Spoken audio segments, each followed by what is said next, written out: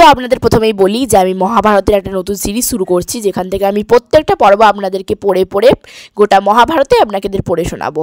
তো আজকে আমরা পড়বো আদি পর্বর কিছুটা অংশ। আমরা সকলেই জানি মহাভারত বাংলায় অনুবাদ করেছিলেন উপেন্দ্র কিশোর রায়চৌধুরী। তো চলুন আদি পর্ব শুরু করা যাক।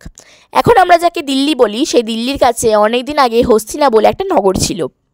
এই হস্তিনার রাজা বিজিত বিজে ধৃতরাষ্ট্র ও পাণ্ডু নামে দুই পুত্র ছিল।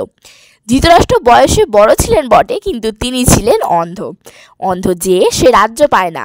তাই বয়সে বড় হয়েও ধৃতরাষ্ট্র রাজ্য পেলেন না। রাজা হলেন তার ছোট ভাই পাণ্ডু।